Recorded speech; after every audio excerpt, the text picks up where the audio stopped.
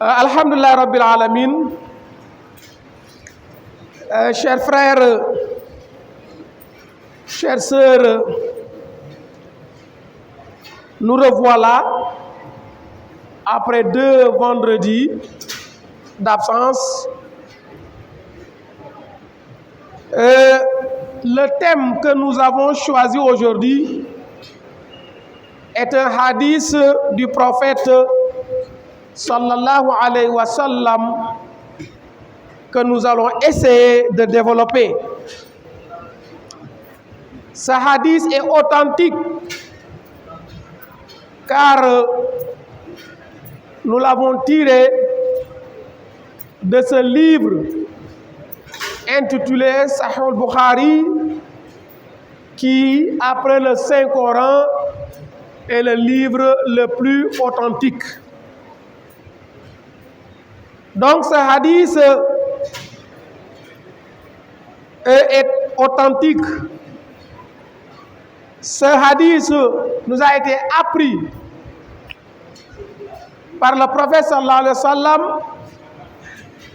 par le biais d'un de ses compagnons qu'on appelle Al-Bara'u. Al-Bara'u était un sahabi. Qui est sahabi? Il faut remplir ces critères pour être un sahabi. Ça veut dire un compagnon du prophète. Il faut vivre avec lui dans la même époque. Il faut le croire à la mission, à la religion musulmane. Et il faut le voir. Ça veut dire, vous vivez ensemble, vous répondez à son appel. Voilà un sahabi. Et celui-ci, on l'appelle Al-Bara'u, radiyallahu anhu. Il est fils de Malik, Abu Anas. Donc, Al-Bara'u et Anas ont même père que Malik, radiyallahu anhum. D'après lui, je cite, Anil Bara'i radiyallahu anhu qal Amarana an-nabiyyu sallallahu alayhi wa sallam bi sab'in wa nahana an sab'in. Amarana bittiba'il janaiz wa iyadatil marid wa ijabati da'i wa nasril mazlum wa ibraril qasam wa raddis salam wa tashmitil atis wa nahana an aniyatil fidda wa khatamiz zahabi wal hariri wa dibaji wal qasiyi wal istabra. Inch'Allah, si le temps nous le permettra, voilà, Inch'Allah, les interdits ou bien les ordres du prophète que nous allons développer, plus les interdits, Inch'Allah. Ce hadith est la parole authentique du prophète. Il nous ordonne et il nous interdit. C'est tout à fait normal. Car Allah subhanahu wa ta'ala nous dit وَمَا أَتَاكُمُ الرَّسُولُ فَخُذُوهُ وَمَا نَهَاكُمْ عَنْهُ فَانْتَهُوا. Dieu nous dit tout ce que le prophète sallallahu alayhi wa sallam vous a ordonné, faites-le sans réfléchir. Pourquoi? Car il ne parle pas de sa guise. وَمَا يَنْطِقُ عَنِ الْهَوَىٰ إِنْ هُوَ إِلَّا وَحْيٌ يُوحَىٰ. Il ne parle pas de sa guise. Tout ce qu'il a dit, c'est Allah subhanahu wa ta'ala qui lui a soufflé. Et de l'autre côté, il dit tout ce qui vous a interdit, blâmez-le, abandonnez-le. Le prophète sallam, à travers notre rawi, nous dit: je vous ordonne 7 choses, faites-les. 1. Attiba'ul janaiz, accompagner un cortège funèbre. Oui. Lorsqu'il y a un décès, et ce dernier doit être accompagné, doit être envoyé dans sa maison transitoire, comme on peut l'appeler. On dit la dernière demeure, mais ce n'est pas la dernière demeure.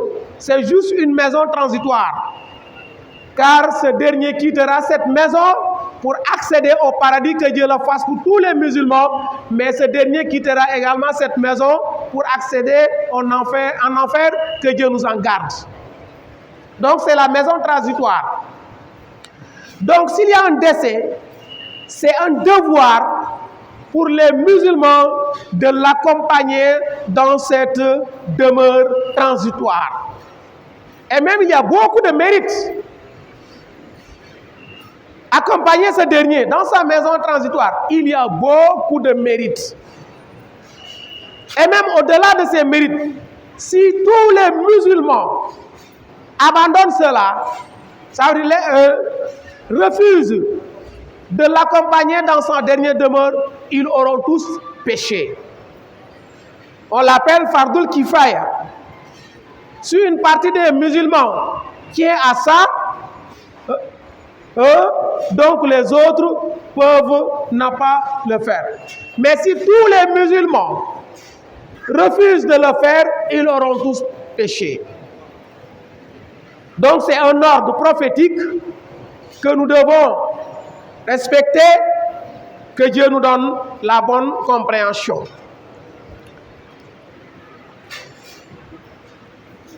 Deuxièmement, wa'iyadatul marid, rendre visite à un malade.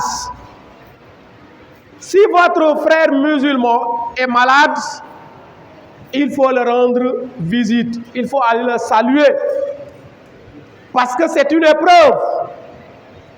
C'est une épreuve qui s'abat sur toutes les personnes. Parce qu'il n'y a pas une personne qui peut dire, ou bien peu de personnes peuvent dire que je ne suis jamais tombé malade. Donc si quelqu'un est malade, il est interné à l'hôpital ou bien à la maison, il faut le rendre visite. Il y a beaucoup de mérite lorsque nous faisons ça. Il y a de tout mari. Donc, ça peut le consoler. Surtout les personnes qui ont des maladies incuratives. Souvent, elles sont abandonnées. Et en pensant à ces maladies, cela peut être fatal pour eux.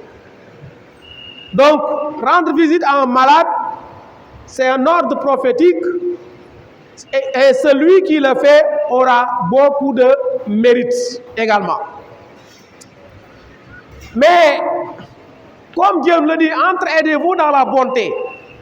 Si vous le rendez visite, c'est bon d'aller avec les mains vides, mais il est encore meilleur de lui donner quelque chose. Parce que très souvent, il a des ordonnances à payer, il a des analyses à faire, et même il a la dépense quotidienne qui repose toujours sur ses épaules. Donc, c'est une manière de s'entraider, comme Dieu le dit, wa ta'awanu 'alal birri wa taqwa. Entraidez-vous dans la bonté. Et dans un autre verset même, il nous dit, vous ne pouvez pas avoir cette bonté tant que vous ne dépensez pas ce que vous aimez le plus. Lan tanalul birra hatta tunfiqu mimma tuhibbun. Donc, si quelqu'un est malade, et il y a une bonne dizaine de personnes, voire une vingtaine de personnes qui viennent le rendre visite avec quelque chose, au moins 1000 francs, 2000, il pourra combler ses dépenses ses ordonnances, ainsi de suite, ainsi de suite.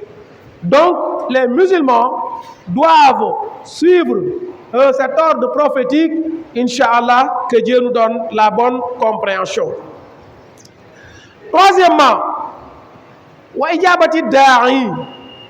Le premier, répondre à une invitation.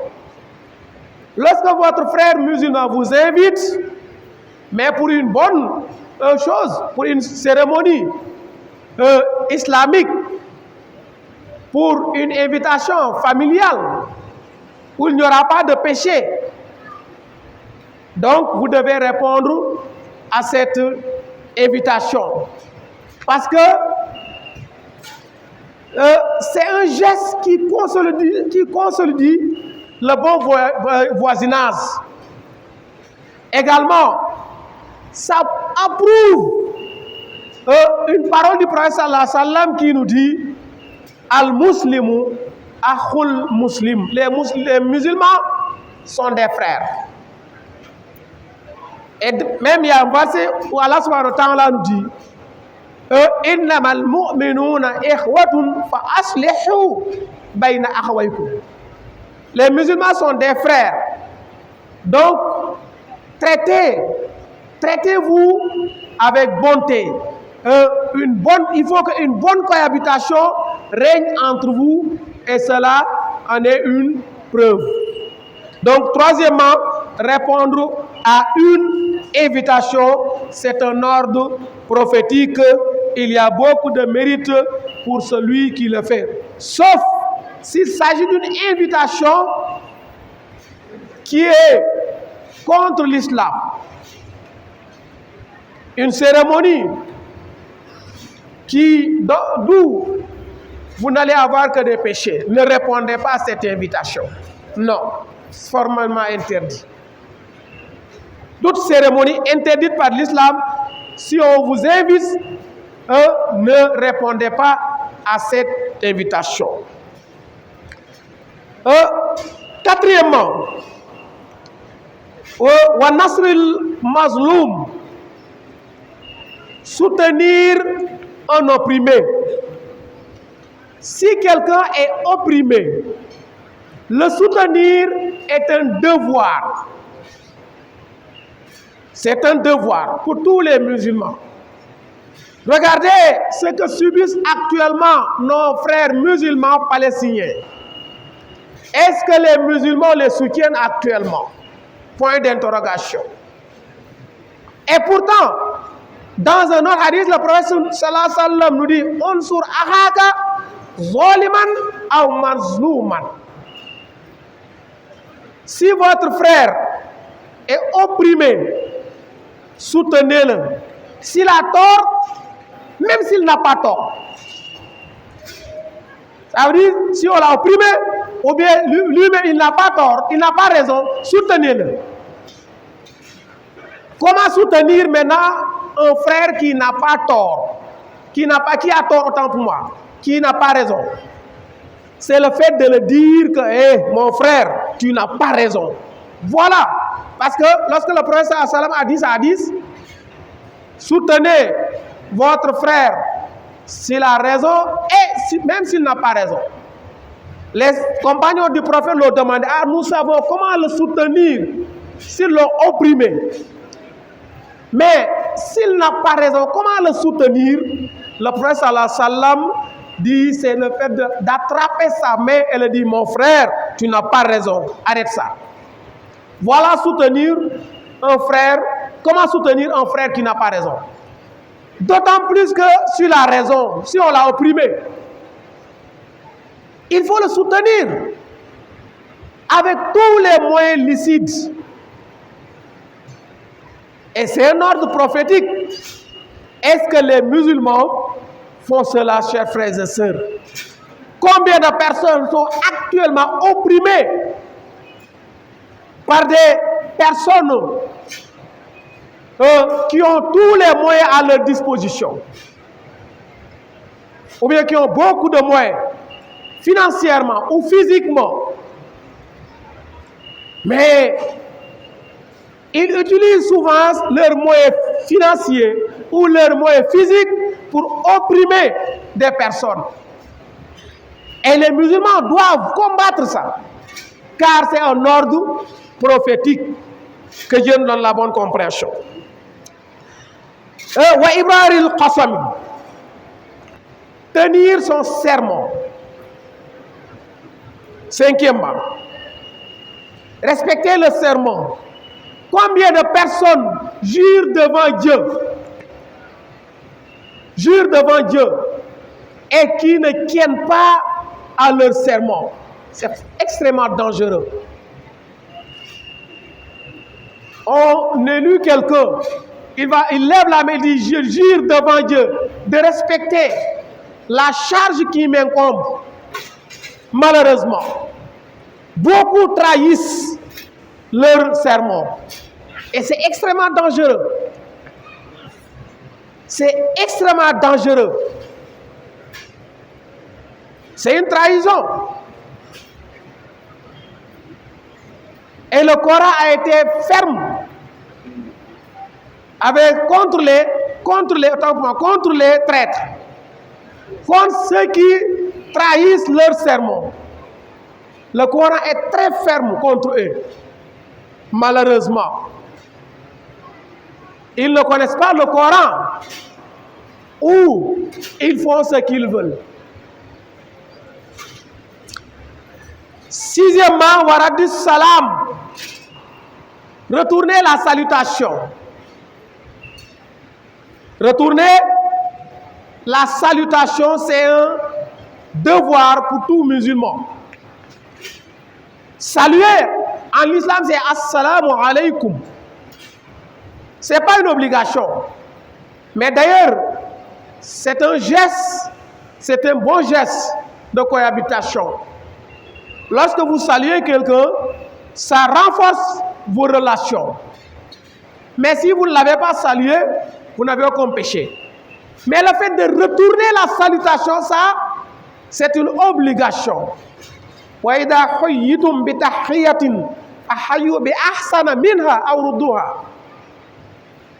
Dieu nous dit, lorsqu'on vous lance une salutation,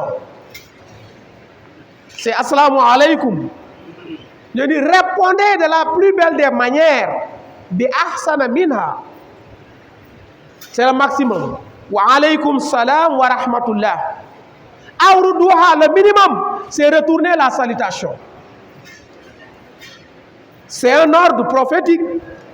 Et d'ailleurs, il y a un texte coranique qui l'approuve. Donc le minimum, c'est wa alaykum salam. Mais le fait de dire ça va, comment vas-tu, ou passer par des noms de famille, ça, ce n'est pas des salutations en islam.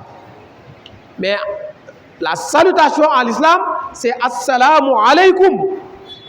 La meilleure réponse, wa alaykum salam wa rahmatullahi wa barakatuh. Le minimum, wa alaykum salam. Donc, si un musulman vous dit assalamu alaikum, il a beaucoup de mérite. Vous répondez, vous aussi, vous avez beaucoup de mérite. Vous ne répondez pas, lui qui vous a salué, il a beaucoup de mérite, vous avez péché. Donc, car Allah subhanahu wa ta'ala le dit. Pour terminer, cinquièmement, avec les ordres, bien sûr. Peut-être que nous viendrons avec le reste, Inch'Allah, le vendredi prochain. Le fait de dire, demander la clémence d'Allah pour celui qui éternue.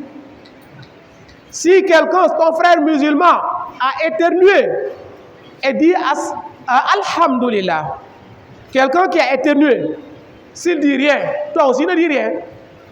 Mais s'il a dit Alhamdulillah, il faut demander la clémence d'Allah subhanahu wa ta'ala pour lui. Yahdikumullah wa yuslihu ba'alukum. Ou bien, Yarhamkallah, autant pour moi. Vous le dites Yarhamkallah.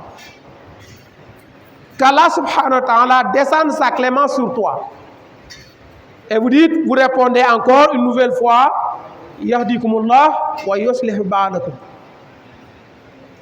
Voyez, l'islam aime ce genre de cohabitation entre nous, non seulement ça renforce notre fraternité, notre bonne cohabitation, mais ça renforce